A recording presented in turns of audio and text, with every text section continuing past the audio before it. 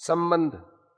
धृतराष्ट्र के पूछने पर संजय कहते हैं, संजय उवाच दृष्ट्वा तु पांडवानीकं व्यूढ़ं दुर्योधनस्तदा आचार्यमुपसंगम्य राजा वचनमब्रवीत्।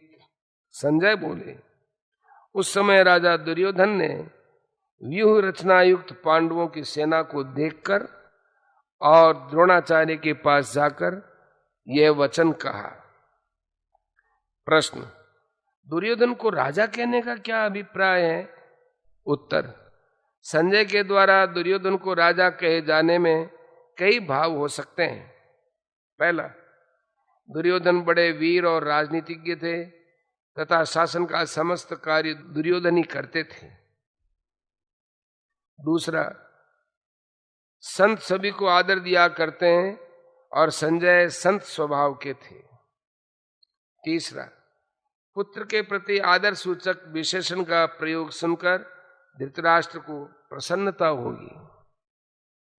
प्रश्न, व्यूह रचना युक्त पांडव सेना को देखकर दुर्योधन आचार्य द्रोण के पास गए, इसका क्या भाव है?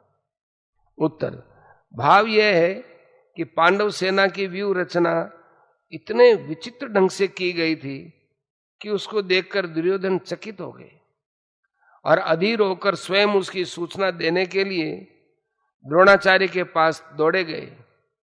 उन्होंने सोचा कि पांडव सेना की व्यूह रचना देखकर धनुर्वेद के महान आचार्य गुरु द्रोण उनकी अपेक्षा अपनी सेना की और भी विचित्र रूप से व्यूह रचना करने के लिए पितामह को परामर्श देंगे।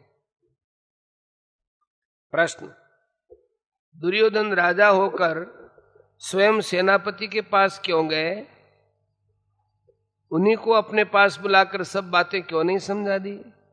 उत्तर, यद्यपि पितामह भीष्म प्रधान सेनापति थे, परंतु कौरव सेना में गुरु द्रोणाचार्य का स्थान भी बहुत उच्च और बड़े ही उत्तरदायित्व का था।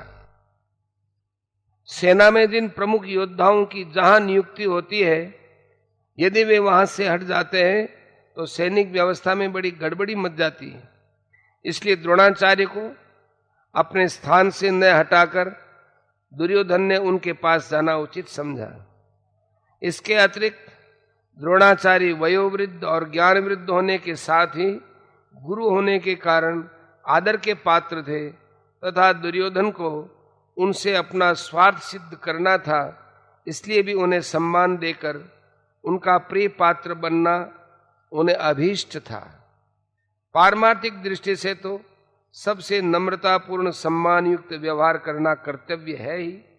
राजनीति में भी बुद्धिमान पुरुष अपना काम निकालने के लिए दूसरों का आदर किया करते हैं। इन सभी दृष्टियों से उनका वहां जाना उचित ही था।